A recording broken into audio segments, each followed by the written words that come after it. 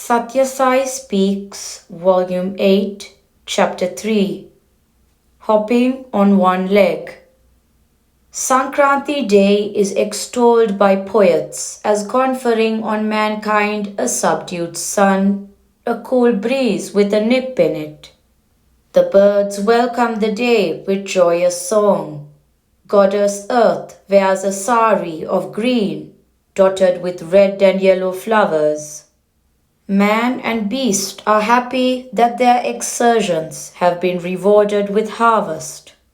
They can look forward to a few weeks of sport and pastime, recouping and ruminating.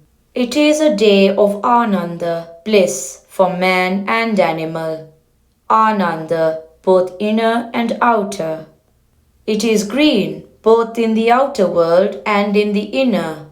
In the inner, because this day marks a new phase in the march of the sun, who is the inspirer and the invigorator of the intelligence. Bhishma waited for this so that he may travel beyond death with an illumined intellect, aware of his identity with the Supreme. This is called Uttarayana, because the sun swings towards the north from today. For the next 6 months, the sun moves northward by degrees, so it is called Uttara, northward, Ayana, journey. The northern direction is associated in Indian scriptures with the gods, and so these 6 months are considered specially suitable for sadhana, spiritual discipline, and for ceremonial rituals. But I must tell you that you must be concerned more with the sun in your inner firmament than in the depths of outer space. You are concerned with the inner illumination more than the external light and energy. What is the sadhana that will send the inner sun Godward? God is hidden and obstructed by the clouds of egoism. Getting rid of egoism is the sadhana to be practiced. Service is the best cure for egoism. Learn a lesson from the tree. When it is heavy with fruits, it does not raise its head aloft in pride. It bends low, stoops, as if it does not take any credit for its accomplishment, and as if it helps you to pluck the fruit. Learn a lesson from the birds. They feed those who cannot fly far. The bird relieves the itch of the buffalo by scratching it with its beak. They help and serve each other with no thought of reward. How much more alert must man be then? With his superior skills and faculties, service is the best cure for egoism. So engage in it to relieve pain and grief to the extent that you can. In the Ramayana, apes brought huge rocks and threw them across the sea to help build a passage across for Rama and his army. The tiny squirrel too helped as far as it could. It rolled on the sands of the seashore, ran towards the heap piled as part of the passage, whisked the sand from its fur by a vigorous shake, adding only a pinch of material to the quantity already heaped by the giant apes. Rama saw the squirrel. He appreciated its devotion. He took it fondly in his palm. He stroked its back tenderly and with a blessing. That was ample reward. The squirrel race has since acquired 3 lines on its back to indicate that sign of gratification and grace. Try to assuage as far as you can the distress of others. It is the best sadhana for the aspirant. Man walks with 2 legs, Iha and Para, this world and the other, Dharma and Brahman, righteousness and God. If he is totally engrossed in this world, He is choosing to travel all his life with a handicap, hopping on one leg. That is fraught with trouble. He may fall any moment and break his shin, and he does. Goodness in this world, godliness for the life after death, equal attention to both, vigilance while taking a step with either foot. These are essential for a happy journey through life. Master the tendency to yield to the senses.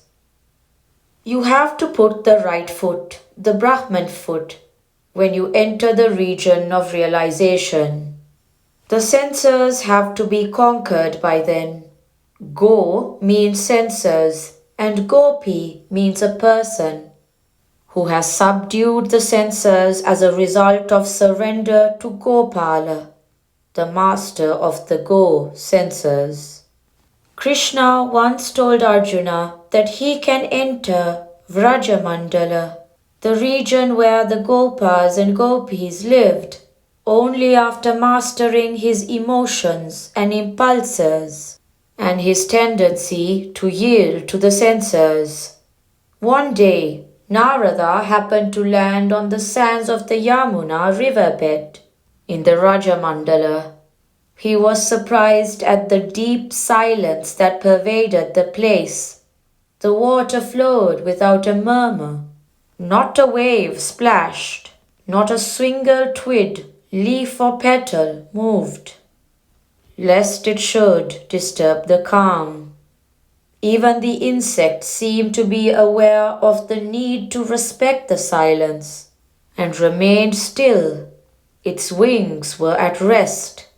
There was no hum, hiss, hoot, caw, coo or call, flop, flick or flutter. The groves on the banks were as pictures on a canvas. Narada saw a woman shining as a star, lost in meditation. He was amazed at the halo of splendor around her crown. Narada wondered whether he could reach that depth of experience any time in his career. His presence awakened her, and when accosted, she revealed her identity.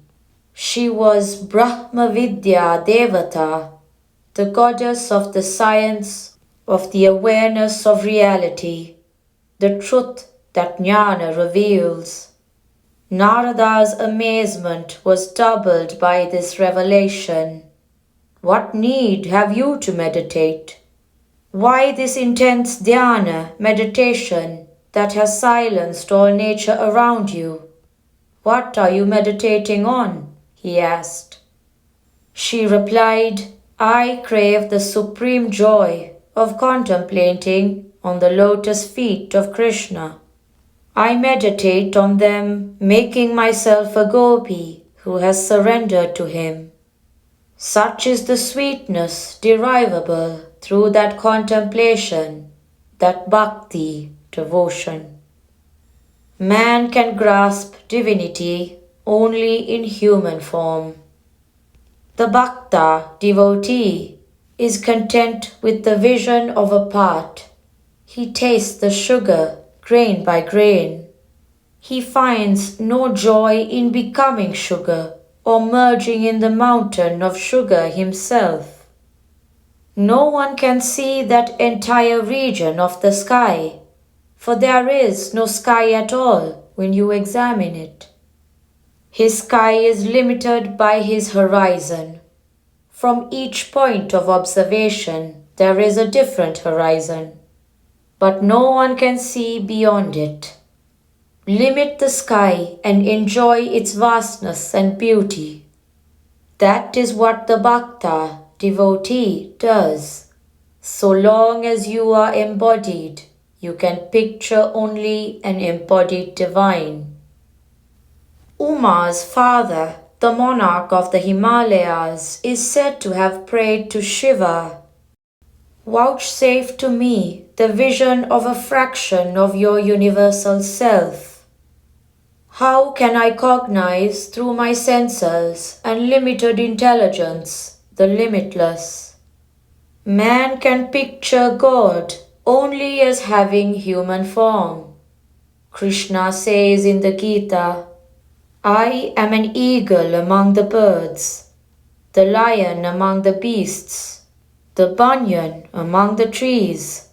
That is to say, the birds picture as God a bird that can fly highest, whose eyes are sharpest, whose wings can hold out longest.